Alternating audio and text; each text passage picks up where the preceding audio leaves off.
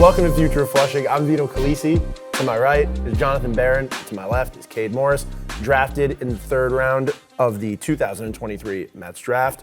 Now, why don't you just take us through to start that draft night? What was it like when you saw your name get called? You know, you can't really put yourself there. It's kind of just like that experience and that feeling, that rush you get, especially with your parents. Like they sacrifice so much for you to be there. So just seeing their faces, and I had a couple other people. I had my girlfriend there. I had my aunt there too. So just kind of sharing that experience with them was huge. I'll never get something like that again. And you went to the University of Nevada, Reno, not UNLV. Talk about your experience in college. You were a reliever at times. In 2022, you broke out. 23, you were the Friday night starter for UNR. So just talk about your experience there in general. Yeah, getting there, everybody's the guy out of high school. So you kind of get to college and you kind of have to work through the system. And I was kind of one of those kids that I just wanted to play. As a freshman, they said, hey, you're probably not going to be a starter, might not pitch at all. We just want to get you work. But I said, nah, I want to play. Mm-hmm. So how can I play? And they said, you got to develop 2 pitches in the strike zone. So for me, it was the fastball and the slider. So I just kind of had to keep working, flat ground, bullpen, just kind of, get somebody to notice. I was just putting my head down, grinding. But you're always being evaluated. You get, to college, everything you do is there's eyes on you.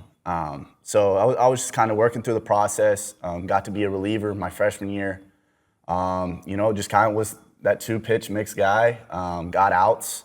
Got my team, some outs and big outs. And we ended up winning the Mountain West Championship and moved on to the regional. So that was like the first time we did that in about 20 years. So that was huge for me. Lifting that trophy was awesome. Do you think that playing in a championship game early in your career, like in college, helps you prepare for the future and get to that level where you can be even more confident in high leverage situations as a pro baller? Yes, I do. I think the more reps you get of anything, the more game speed of it. I think that you get to this level of pro ball. All I want is reps. I want to see how fast the game is, how everything's moving. So the more high pressure situations that I put myself in, the better I'll get in those situations.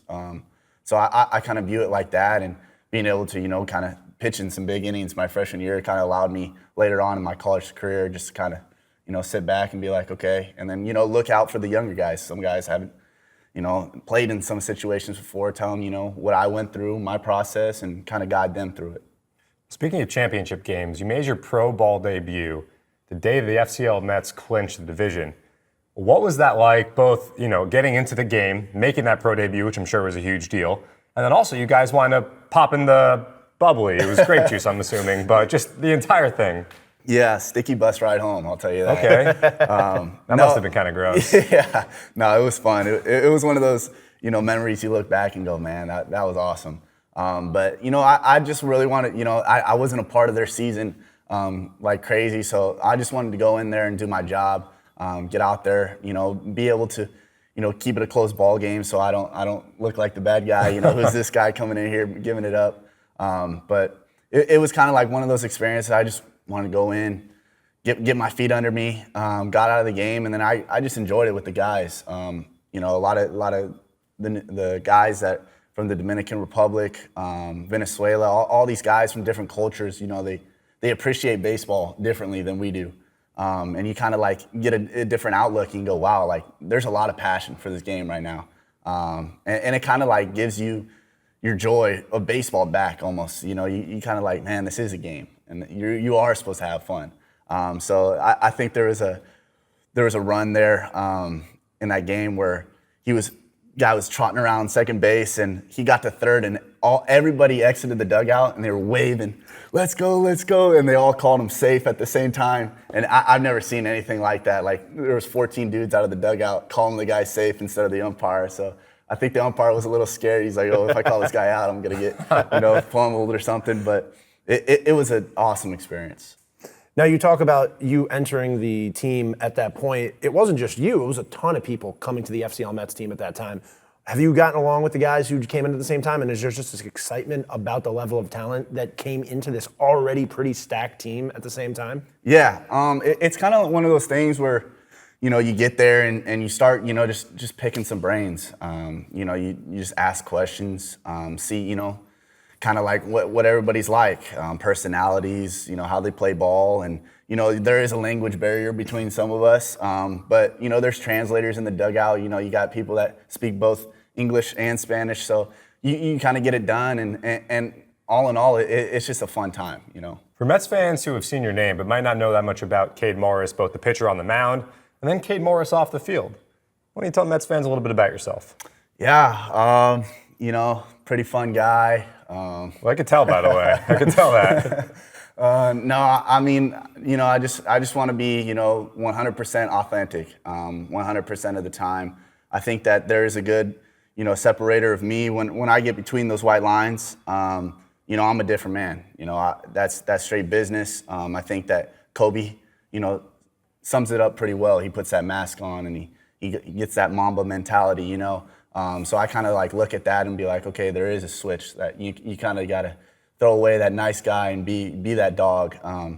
So I take, consideration into that. And when I'm off the field, I like to be laid back. You can't be all this dog all the time. You gotta have to have that yin and that yang. So I think that, off the field, I'm a pretty chill guy and down to earth. Now, you brought up the Lakers, assuming you're a Lakers fan. Yes. I want to ask you a few Lakers questions. Okay. Number one, does the bubble title count?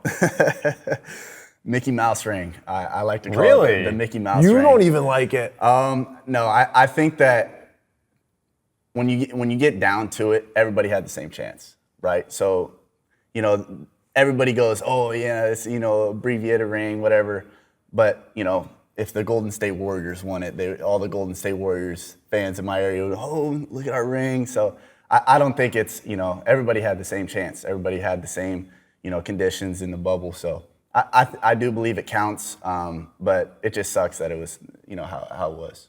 Does LeBron get his number retired at the end of his career as a Laker, or does he get a statue, or neither? Oh, man. No statue For sure. You think a better chance at a retired number over a statue? Statue's a bigger deal than no shot. Yes, it is. No shot. No, a statue. Nobody can wear your number ever again versus a piece of metal outside of a stadium. He's wrong. Statue's a bigger deal. Yeah, statue's a bigger deal. Yeah, I agree with that. I think that his number, but then again, he's wearing 6, and then going back to 23, wearing 6 again. So are they going to retire both numbers? I imagine they don't do 23. Yeah, I would think they do 6. Maybe we'll see how this next year goes and the years following and how he treats, the Laker Nation as he goes on. But I do see a number being hung in the rafters. Wow. Yeah. So you're from the Northern California area. You're a LA sports fan, but you also are kind of close to the Modesto area. Yeah. And you told us that you grew up going to Modesto Nuts games, a single A affiliate.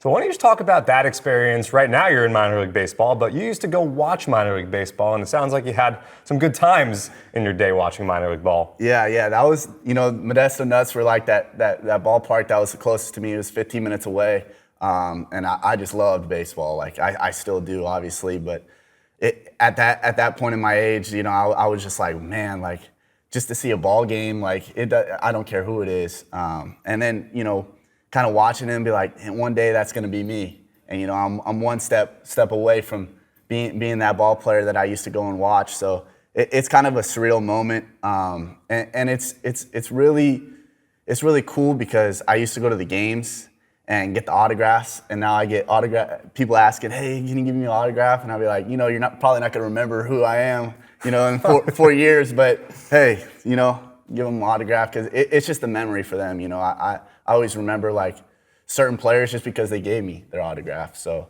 if I can make a little memory, then that's the world. That's awesome. Do you have any memories from those games specifically? Yeah. So there used to be this blow up, inflatable like pitching net, and I used to try to throw it as hard as I could. They had a whiteboard up that you mark down who had the hardest throws, and they would put their age, and I would always be like the youngest kid on the whiteboard. So I'd always like just run up and throw it as hard as I could. And put my name down and be like, take a picture next to the whiteboard. So that was a unique experience for me. How hard were you throwing at this time? Oh man, what were you hitting? I was probably like around like 77. At what age?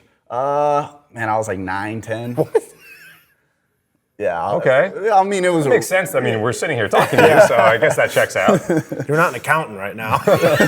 No. All right, well, we got one more question for you. We ask everyone this. So we want to know, when Kade Morris makes that big league debut, he's taking his warm-up pitches on the big league mound, what's the song playing going to be? That's a really good question. Till You Can't by Cody Johnson. I think that song, there's really good meaning in that song. And I think that when you go to the ballpark, you kind of have that visual and that sound. Like it's all a memory. It's all in one memory. So if you have that song that kind of pieces it all together for some people, and it just make that moment more surreal for myself. Awesome. Well, Kade, thanks so much for doing this. Best of luck this offseason, and we look forward to seeing you next spring training. Thank you.